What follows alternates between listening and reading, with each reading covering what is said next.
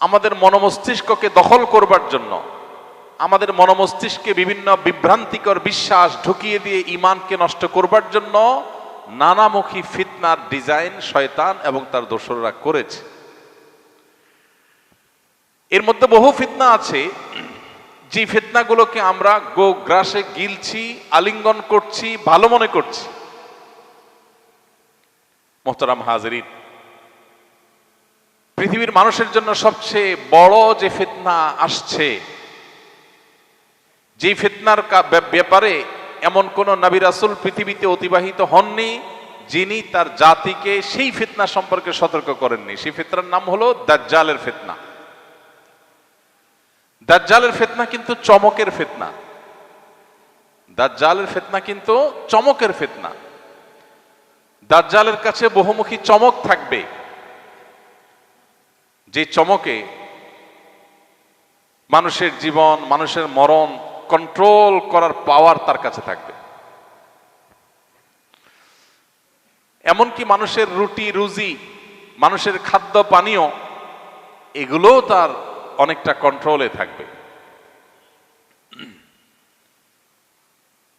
এমন একটা পরিবেশ পরিস্থিতি দাঁড়াবে, দাজ্জাল নিজেকে আল্লাহ বলে দাবি করবে, আর মানুষ হাজার হাজার বছর ধরে নবী রাসূলদের মাধ্যমে আল্লাহ সম্পর্কে যে ধারণা, আল্লাহর যে পাওয়ার সম্পর্কে ধারণা পেয়ে আসছিল, দাজ্জালের মধ্যে কিছু কিছু তার নকল এবং ফেক রূপ দেখতে পেয়ে তারা দাজ্জালকে আল্লাহ বলে বিশ্বাস করবে।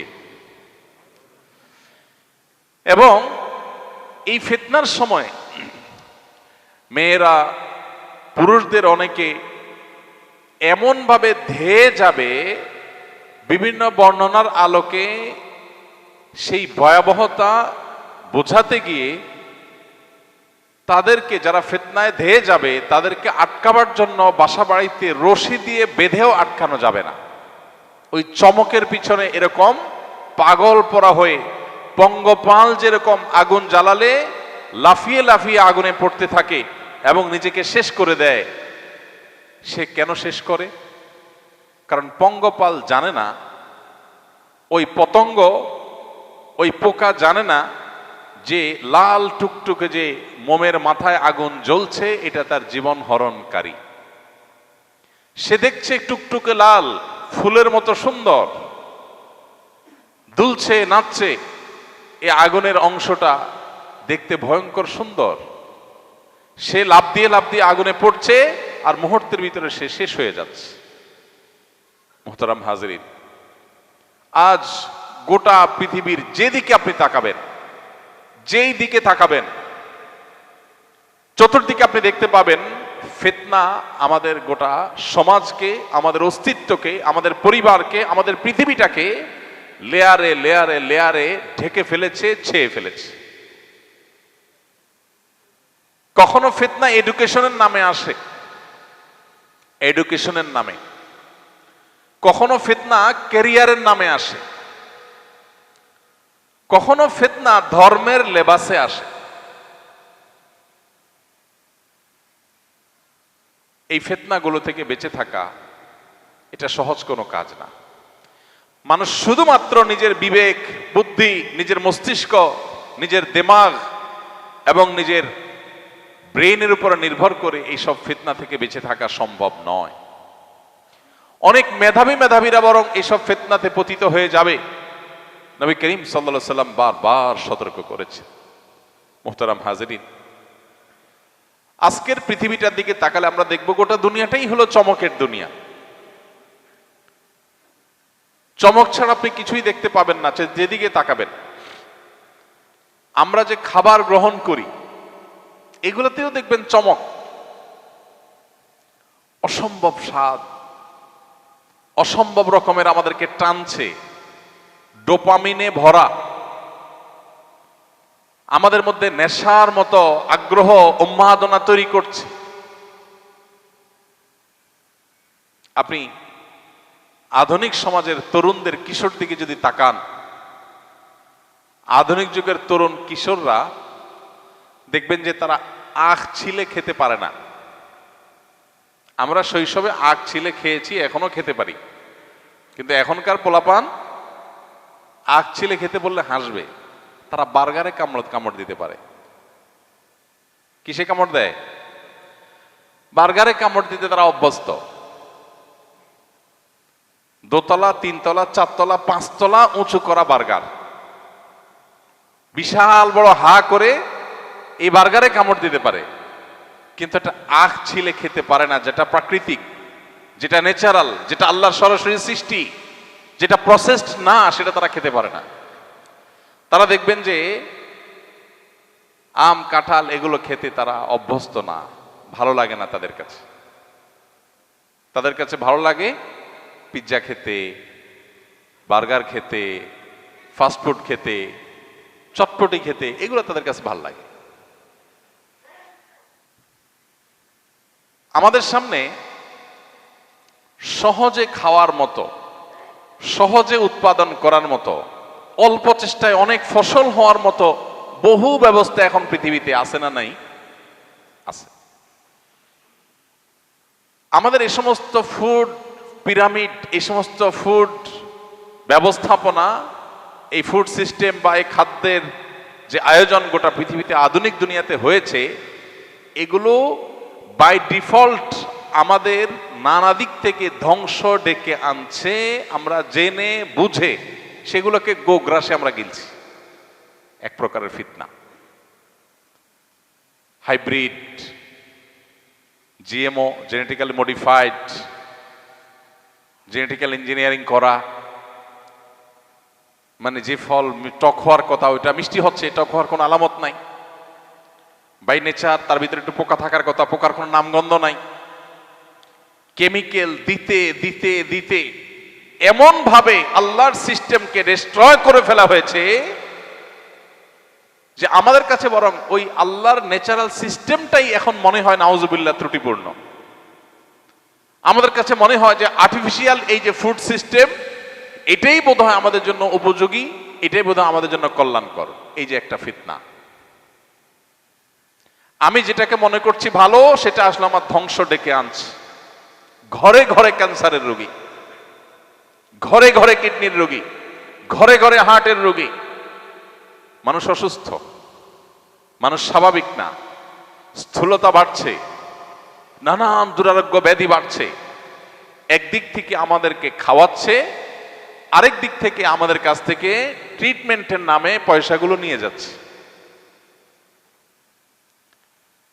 আমাদেরকে তাদের তৈরি করা সিস্টেমের মধ্যে ঢুকিয়ে সারা জীবন গাধার মতো অক্লান্ত পরিশ্রম করে যা উপার্জন করি, ওইটা দিয়ে ব্যাগ ভর্তি খাবারের নামে বিষ বাসায় নিয়ে যাই, খেয়ে বিষাক্ত হই। এরপর উপার্জনের একটা অংশ দিয়ে বিষ কিনলাম, সেটাও তাদের পকেটে গেল, কারণ এগুলো তারাই ডেভেলপ করছে। আর বাকি যে টাকা আছে আমার উপার্জনের, সেটা দিয়ে বাকি জীবন বুড়ো কালটা ওষুধ বড়ি কিনতে কিনতে, সেটাও বিষ কিনে তাদেরকে টাকা দিয়ে আমি মূলত দাসত্ব করলাম সারা জীবন। খাইলাম সেটার টাকাও তারা পাইলো, আর চিকিৎসা করলাম সেটার টাকাও তারা পাইল। একটা সিস্টেম ডেভেলপ করেছে গোটা বিশ্বব্যাপী। মুসলমানের কাছে এখন কোরআনে কারীম এর তিলাওয়াতের মাধ্যমে শেফা গ্রহণ করা, এটা বরং অস্বাভাবিক মনে হয়। আরে ওষুধ খাইলে সাথে সাথে ভালো হয়ে যাচ্ছি, এখানে তো চমক আছে, নগদ লাভ আছে। এটা দেখে সে আল্লাহর সিস্টেমের প্রতি বিশ্বাস তার আস্তে আস্তে ঠুনকো হয়ে যাচ্ছে, দুর্বল হয়ে যাচ্ছে। সম্মানিত ভাইরা, আজ গোটা দুনিয়াতে আপনি তাকান, আমাদেরকে একটা এমন লাইফস্টাইল ধরে দেওয়া হয়েছে যেটা দেখতে বেশ ঝকঝকে তকতকে মনে হয়, বেশ চমকপ্রদ মনে হয়। আমাদের সামনে উন্নতির একটা গ্রাফ তৈরি করে দেওয়া হয়েছে, আমাদেরকে দেখানো হচ্ছে এটার নাম উন্নতি আর এটার নাম অবনতি, এটার নাম ডেভেলপমেন্ট আর এটার নাম পিছিয়ে থাকা। মিথ্যা। আল্লাহর শপথ করে বলছি, আজকের পৃথিবী উন্নতি অগ্রগতির যে ডেফিনেশন দাঁড় করিয়েছে, এটা ফেক, এটা মিথ্যা।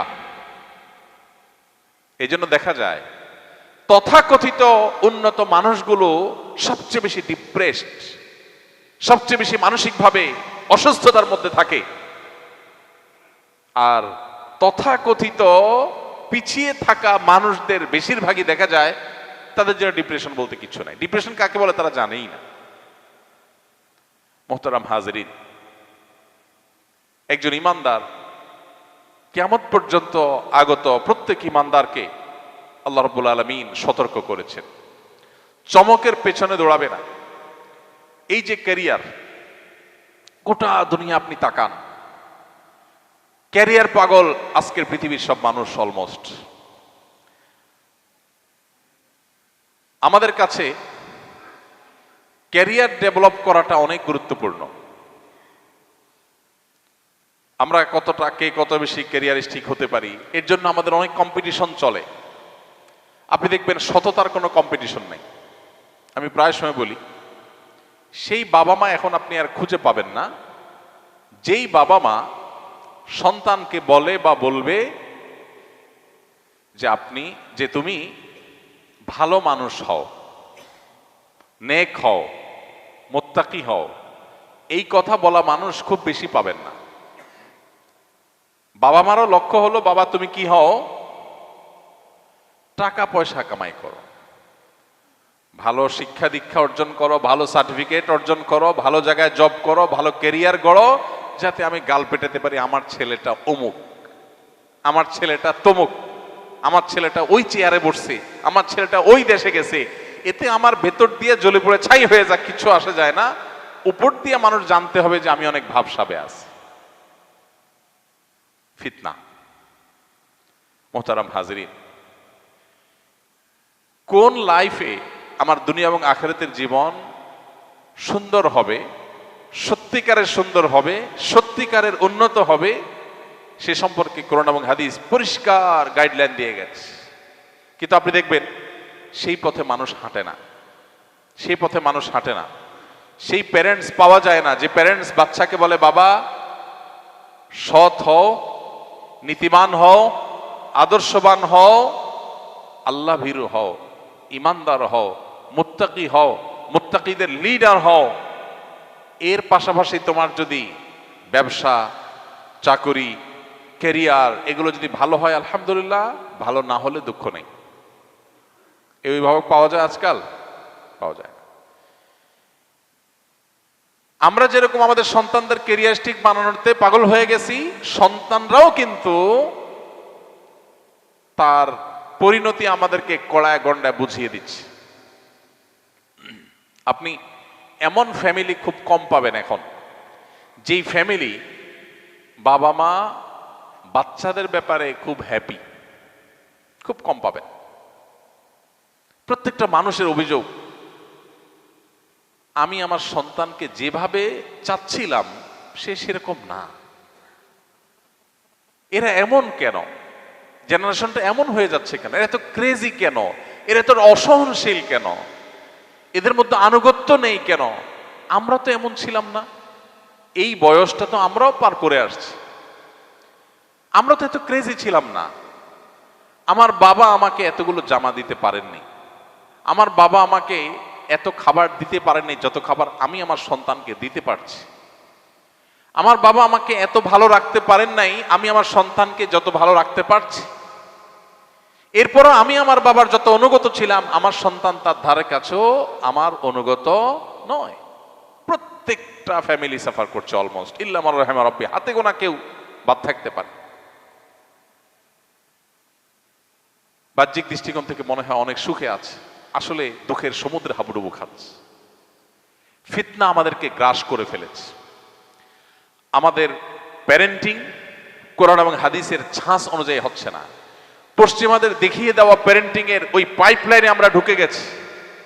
ওরা আমাদেরকে শেখাচ্ছে এটা সভ্যতা, এটা ভদ্রতা, এটা ভালো। ভালো এবং মন্দের ডেফিনেশন ওরা নিজেরা দাঁড় করিয়ে দিচ্ছে, আর ওইটাকে আমরা ভালো মন্দের ডেফিনেশন ধরে নিচ্ছি। বাচ্চাদের কথা যদি বলেন, আজকের আধুনিক পৃথিবীতে দেখবেন বাচ্চাদের অধিকারের নামে অনেক চমকপ্রদ কাজকাম হয়। নারীদের অধিকারের নামে অনেক চমকপ্রদ কাজকাম হয়, অনেক মুখরোচক স্লোগান আওড়ানো হয়। ফিতনা, বিভ্রান্তি। দেখতে মনে হচ্ছে অনেক সুন্দর, এই লেয়ারের নিচে লুকিয়ে আছে বস্তা পচা সস্তা, একেবারেই ধ্বংসাত্মক ইজম, মতবাদ, থিওরি, এগুলো লুকিয়ে আছে। ভাইরা আমার, আজকের পৃথিবীতে, পৃথিবীর উন্নত অংশে আমরা আস্তে আস্তে সেদিকে যাচ্ছি। তথাকথিত উন্নত অংশে আপনি দেখবেন মা বাবাকে বাচ্চাদের শাসন করার অধিকার দেওয়া হয় না। এটা তো আমরা সবাই জানি। উন্নত দেশগুলোকে বাচ্চাদেরকে শাসন করবার কোনো অধিকার বাবা মাকে দেওয়া হয়, আইনত এটা অপরাধ। বহু কেস আমার কাছে এসেছে, বহু মানুষের হিস্ট্রি আমি জানি, বহু মানুষের চোখের পানি আমার সামনে পড়েছে, কখনো মায়ের, কখনো বাবার, কখনো ফ্যামিলির অন্য কোনো দায়িত্বশীল পর্যায়ের মানুষদের। তাদের সবাই অভিযোগের জায়গা হলো, ভাই ছেলেটাকে তার ভালোর জন্য একটা ধমক দিয়েছিলাম, আর পরিণতিতে আমার নামে মামলা হয়েছে, পুলিশ আমাকে বলে দিয়েছে যে তোমার ছেলের 100 মিটার দূরত্বের মধ্যে তোমাকে থাকতে হবে, 100 মিটারের ভিতরে ঢুকলে তুমি অ্যারেস্ট হয়ে যাবে, এবং মামলা চলো